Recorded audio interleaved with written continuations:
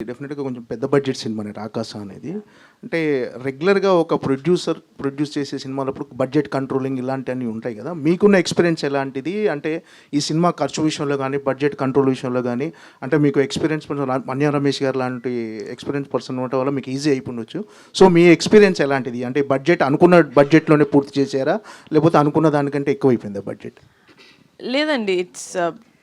అనుకున్న బడ్జెట్లోనే ఫినిష్ చేసాం మోస్ట్ ఆఫ్ ఇట్. మాకు టైమే కొంచెం ఎక్కువ మిస్ మ్యాచ్ అయింది. ఎందుకంటే 16 రోజులు మేము షూట్ చేసిన 1 డేకి స్ట్రైక్ పడ్డం అనేది 16 రోజులు. నేను అప్పుడు కూడా ఎందుకు చాలా మొత్తుకున్నానంటే, ఒక చిన్న సినిమా చేస్తున్నప్పుడు నేను ఎంత మెటిక్యులస్గా ఒక్కొక్కటి ప్లాన్ చేసుకుంటూ చేస్తున్నానో మాకు తెలుసు.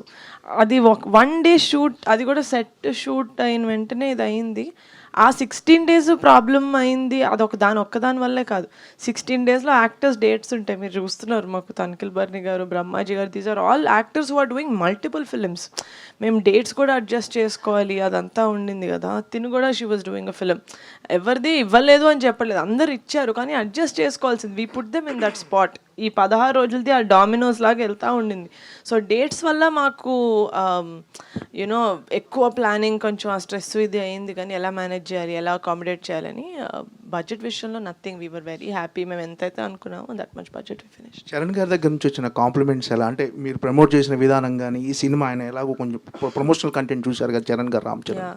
సో ఆయన మీకు ఇచ్చిన కాంప్లిమెంట్స్ ఎలాంటి కాంప్లిమెంట్స్ ఇచ్చారు? ఆల్రెడీ వరుణ్ తేజ్ గారితో నెక్స్ట్ సినిమా చేస్తున్నారు. నెక్స్ట్ ఇక చరణ్ గారైనా మీ టార్గెట్? రామ్ చరణ్ గారు టార్గెట్ అట్లేం లేదండి. అంటే నాకు తెలుసు చరణ్ అసలు సోషల్ మీడియా అస్సలు వాడు, చాలా చాలా తక్కువ. అంటే ఎలా వాడాలో కూడా తెలియదు కొన్ని యాక్చువల్లీ. అలాంటిది చరణ్ అన్న వచ్చి, యాక్చువల్లీ మేము పికిల్ బాల్ వీడియో చేసింది అది చరణ్ అన్నదే కోట్ అనమాట. So actually full video release అయితే అందులో ఉంటుంది. తనే ఒక 1 టైం వెళ్ళి ఉంటాడు. మేమే చాలా ఎక్కువ సార్లు చేసాం. అయితే సో ఆ వీడియో నా దగ్గరకు వచ్చింది. భలే చేశారు వీడియో. ప్రమోషన్స్ వేరే మేము చేసిన ప్రమోషన్స్ అన్నీ శ్రీను దగ్గరికి వెళ్ళి, ఏంటి శ్రీను స్టేజ్ మీద అందరూ స్నేక్ డాన్స్ ఒకలా చేస్తుంటే నువ్వు ఒకలాగా చేసావని. సో అస్సలు సోషల్ మీడియా టచ్ లేని, అంత వాడని, అంత బిజీగా ఉండే ఒక యాక్టర్ దగ్గరికి మాది వెళ్ళింది అంటే, there only I understood that జనాలకి తెలుస్తుంది, ఆడియన్స్కి తెలుస్తుంది మా సినిమా ఒకటి రిలీజ్ అయింది. ఆ అటెన్షన్ మేము గ్రాప్ చేయగలుగుతున్నాం. ఆ గ్రాప్ చేసిన దానివల్ల వాళ్ళు టీజరో ట్రైలరో చూస్తున్నారు, అక్కడి నుంచి కంటెంట్ మాట్లాడుతుంది.